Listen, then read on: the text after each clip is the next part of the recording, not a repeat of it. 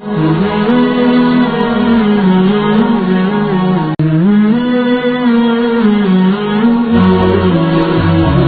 ikut Abah Jabir, kamu semayang dengan Nabi 8 rakaat. Padahal Nabi pegah dia Jabir bahawa jumlah semayang Nabi 8. Kamu semayang dengan Nabi, kan dia cerita ya, bahwa malamnya kamu semayang dengan Nabi 8 rakaat.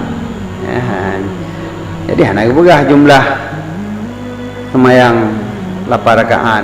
Tapi ni hadis dia sabah tu je isruna rakatan aja salatut tarawih salatut tarawih isruna rakatan sarih dalalah lain hadis menyo salla bina sahih riwayat sahih dalalah. Jadi cuba-cuba tahu je yang lebut kan perle murajih yang lain, murajih yang lain yang kebuat sahabat yang dipimpin oleh Ibnu Sayyidina Umar, je murajih, maka mentarjihkan salatut tarawih isruna rakaatan, kan mentarjihkan madlul sallabina pulang sallabina hana pegah majmu' rakaat memandung 8. Yang lagi orang menceritakan, oh man kamu baju ungkut baci deh mana bagi ungkut baci tak baju hana baju bu.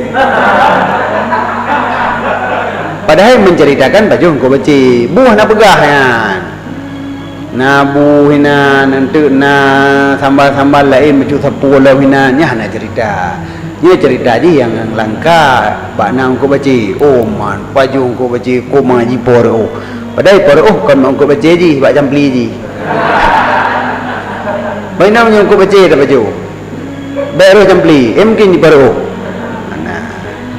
Nah lain-lain jadi kamu baju ungkut baci dan lain-lainnya nah cuma hana pegah. Jadi baik dah cok kedali dia buatkan baju ungkut baci berarti ungkut baci tok. Tamah tok dia. Yang mana je sallah bina kamu sembahyang Nabi 8 rakaat. 8 yang diceritakan. Kak lanjutkan cerita ni. Dia lanjutkan cerita kan dalam. Pegah babi. Mina baju bu pegah baju bulom.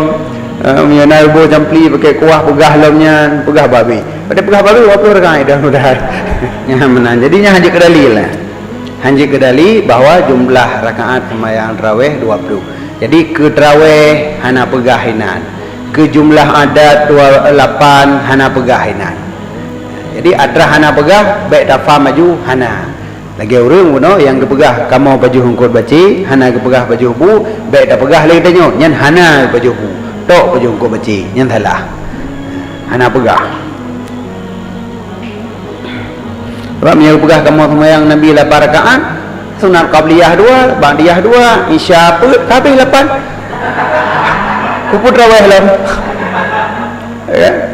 Hai kamu sembahyang 8 rakaat, mana yang sembahyang qabliyah ba'diyah kan 8 kan? Kan cin. Makanya kan. Ada takkan dia takkan. Tuhan yang ada pegah-pegah tentangnya.